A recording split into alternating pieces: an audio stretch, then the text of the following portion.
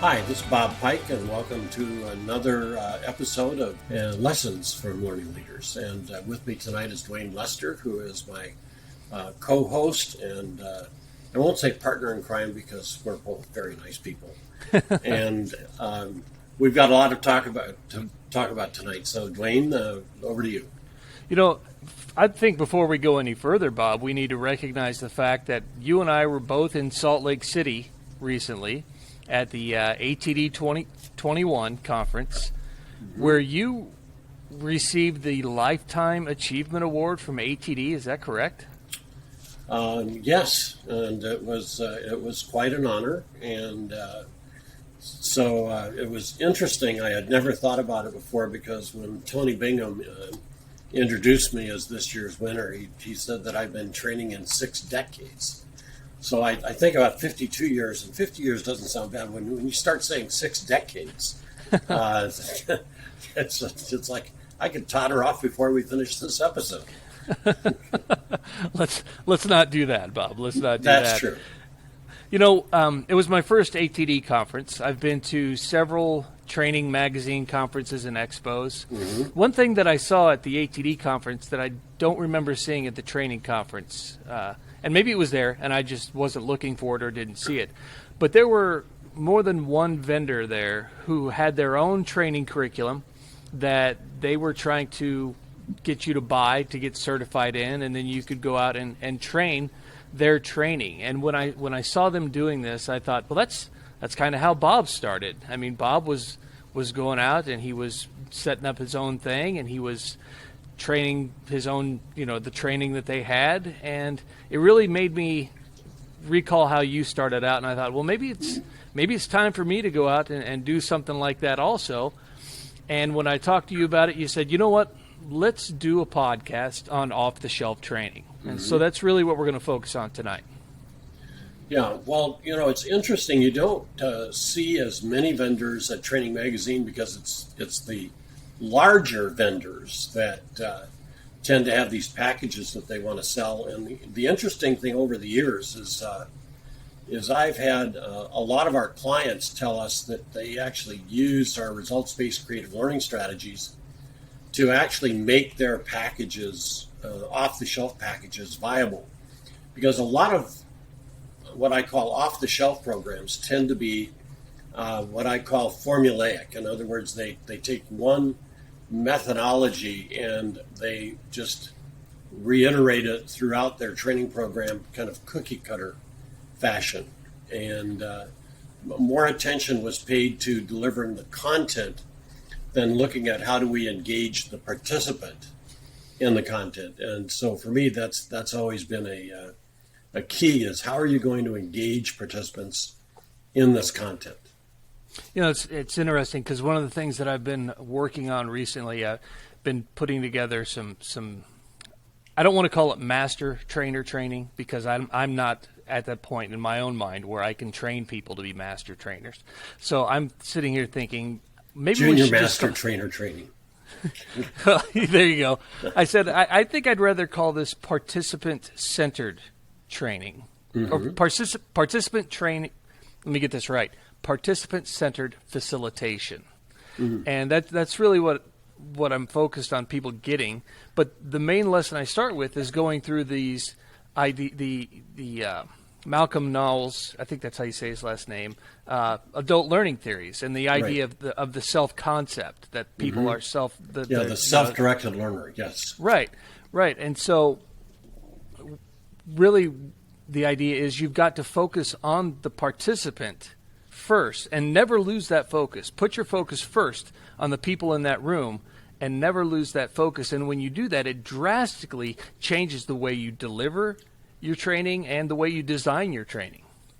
Absolutely. Matter of fact, one of the programs that I've delivered both at ATDICE and to a number of chapters is what I call the missing link in instructional design, because the most traditional model of instructional design is the ADDIE model, which is assess, design, develop, implement, evaluate.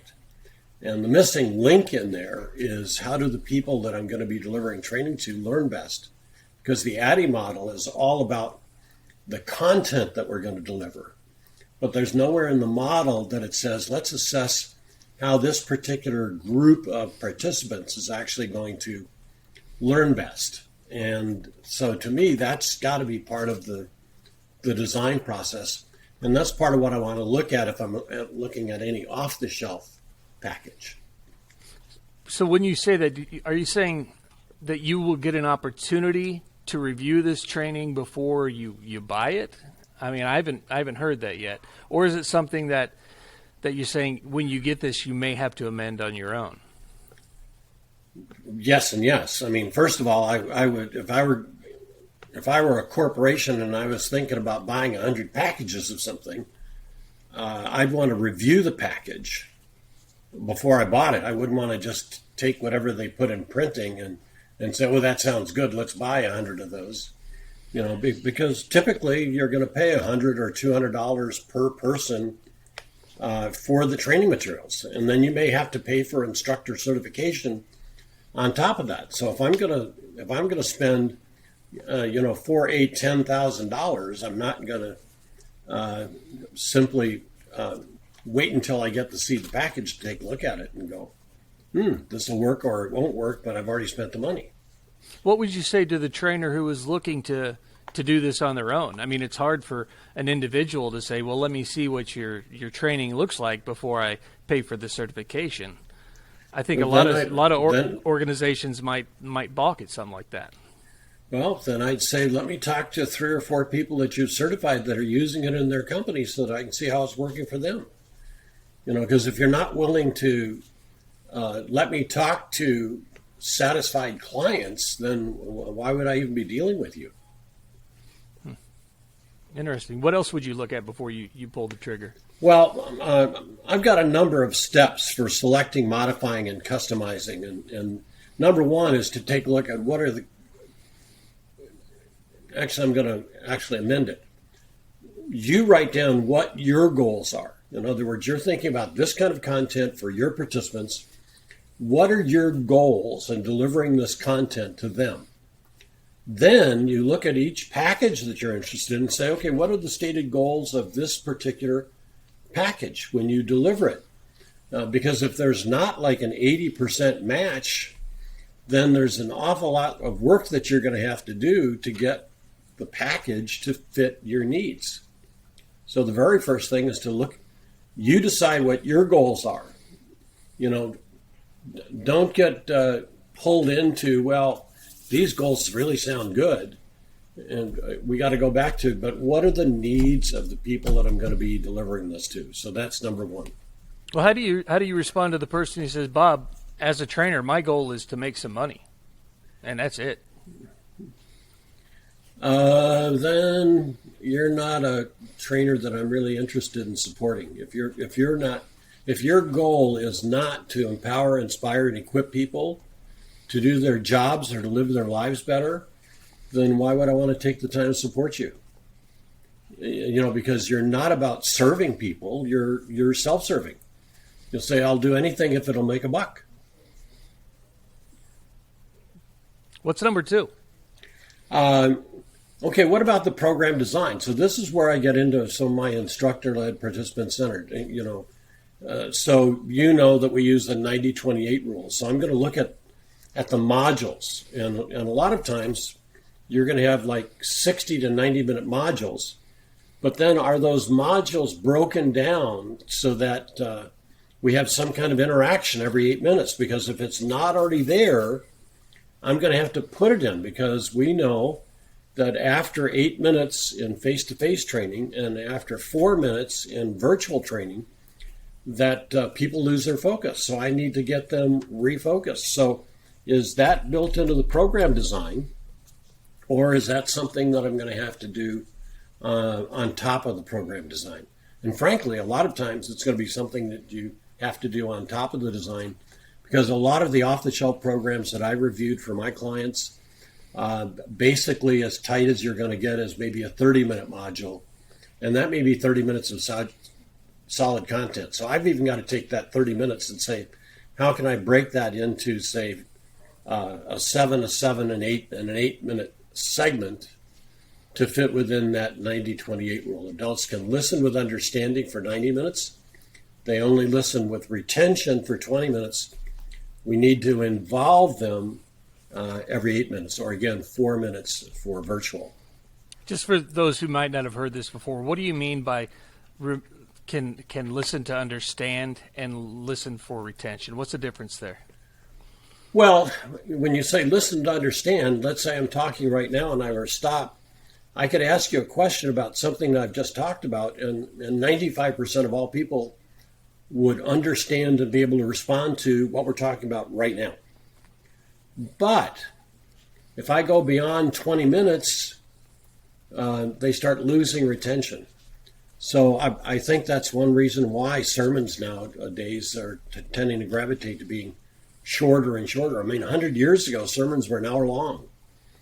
You know, now if you're over 20 minutes in a lot of churches, it's like, what are you doing to us?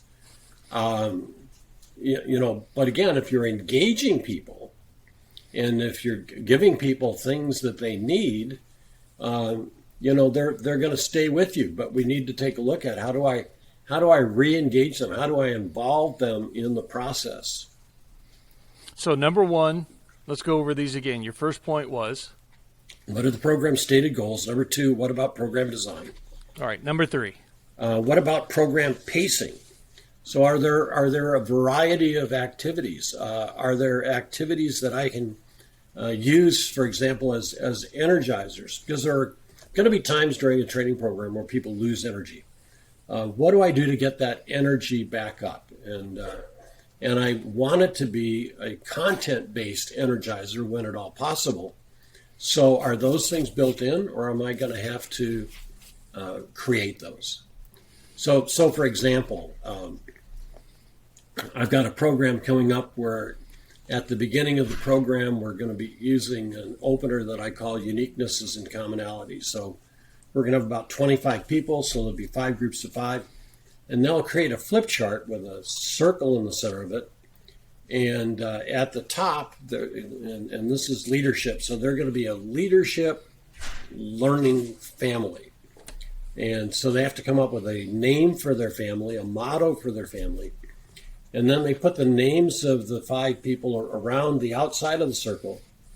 And what they have to do is come up with 3 unique things for each person in the family. In other words, it's true only for them. And then what they have to do is they have to come up with 3 things that all 5 of them have in common. So, for example, when I'm part of groups, let me pause it for a second. Andrea? Okay. She didn't realize I was recording. Okay. So in the center, they have to have 5 things that are true for all 5 of them. So oftentimes when I've been part of a group, I'll say, has anybody else here been scuba diving at the 2 largest reefs in the world? And very few have, and I'll say, well, I have Palancar Reef down in Cozumel and the Great Barrier Reef in Australia. So that's one thing that's unique about true only for me. And sometimes I'll use, was anybody else here at Eagle Scout? Or does anybody here have 12 children? You know, those kinds of things where we go, whoa. And you can actually skew it. So if as the facilitator of this activity, I give personal examples, they will tend to use personal examples. But if I were to come up with 3 unique business things, has anybody else here written 35 books? Has anybody else here a consultant in 25 countries? Well, now suddenly they will switch, and what you'll see is a lot of things coming out about what they do for a living. And so typically I go for personal things, because if you want to build teamwork in an organization, help people to get to know one another as people. So then periodically, once we go on from there, they'll have sticky notes at their tables, and I'll say, as a table, decide what are 3 or 4 new ideas that you've gotten that you think will really work for you. and then add them to your family chart because it's a learning family. So now I've got a touchstone that I can keep coming back to, and it's a way to revisit the content. It's a way to give them some reflection time and goal setting time, but it's also an energizer because now people are getting up and they're not only looking at their chart, but I might say, okay, you've used the yellow one for your ideas, take the green pad, visit the other charts and come up with 2 from theirs that you'd like to add to your own. And so then there's my energizer, but it's also content based. Mm-hmm. Okay, yeah, it's a great opportunity to revisit. Absolutely. Yep. Okay. So what is number 4? Is the time that's available used effectively? So what I mean by this is sometimes assessments are used. And my experience is not everybody can respond to an assessment at the same rate. So for example, if I were going to use DISC or I were going to use MBTI or anything else, I've got some people that would fill out a DISC instrument and score it and do everything in 15 minutes. And other people are going to take 45 minutes. Well, do I want to do that during class and then have a 15 to 30 minute boredom period for everybody that's sitting around? Or is that something that I want to do as pre-work, where now everybody takes it at their own pace and they have to bring it to class in order to get into the class? So that's the kind of thing that because I've seen a lot of designs where a lot of it was really good, but you've got these things where there's such a difference in the time that's going to take somebody to accomplish something that suddenly you're creating a boredom factor, or you're putting pressure on people that you don't necessarily want to put on them. So we were doing 6. We got the last 2. Actually, I've got a few more. Oh, there we go. Yep. So what's the backup plan? And what I mean by that, if the first course is a pilot, what's the backup plan? What if this doesn't go the way we expected it to? What's the remediation? Because I don't want the first course to be a bunch of guinea pigs that don't get what they needed, and then not have a way to get them what they needed while we're making fixes to the course. So that would be whether it was my course and I'm running a pilot of it, or somebody else's course that I'm delivering using their facilitator's guide. I'll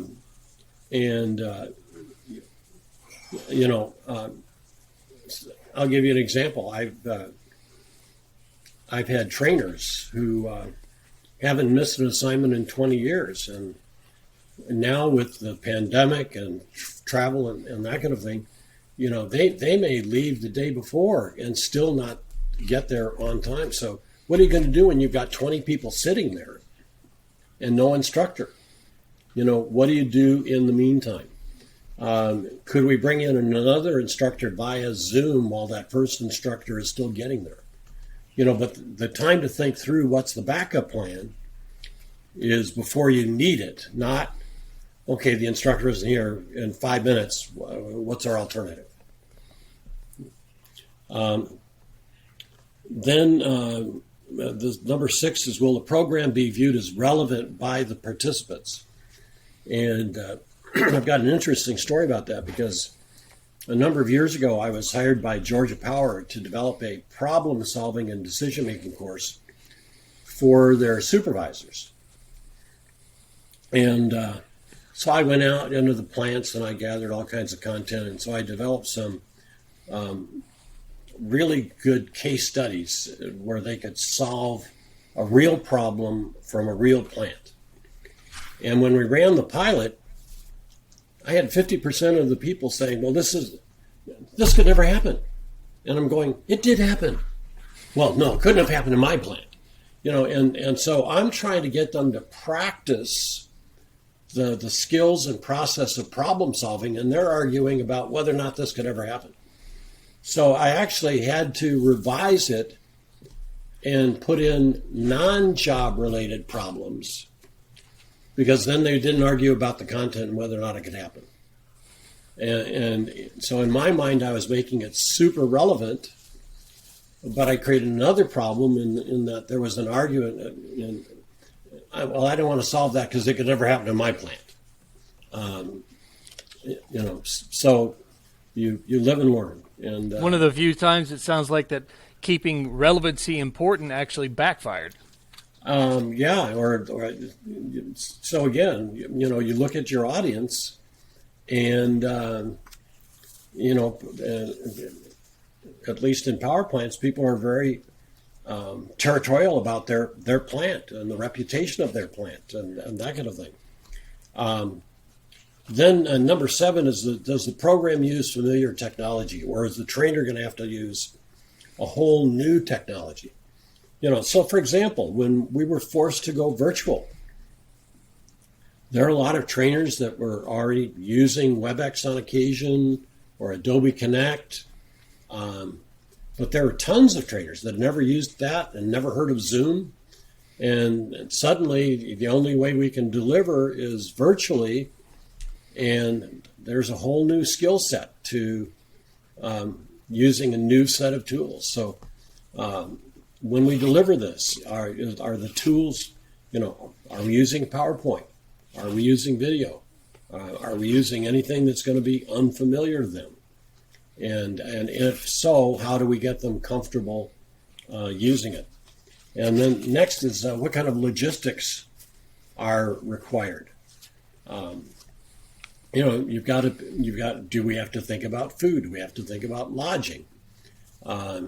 Do we have to think about, and I'm amazed at how people will say, okay, well, you've got a seminar for 20 people, and they give you a room that has room for 20 people and no extra room for people to stand up, move around, or you're put in a room and they say, oh, by the way, don't put any flip charts up on the walls.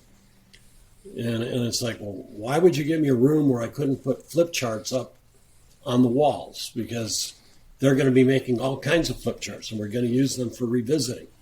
Well, the time to figure all of that stuff out is before you're in the room and you're saying, okay, I can't use flip charts. What are we going to use? So those are the steps that I have for if I'm off the shelf, and maybe another time we could kind of run through the steps for what do I do if I'm designing it myself, and not just the ADDIE model, but just go step by step through. Here's my step 1. Here's my step 2. Here's my step 3, etc. That sounds like a good one. We're coming in at about 22 minutes, and I think this is as good a time as any to wrap it up. Okay. Well, Dwayne, it's always a pleasure. And to those of you that are watching this, until the next time we get together, add value and make a difference. That's what we're here for as trainers and learning leaders.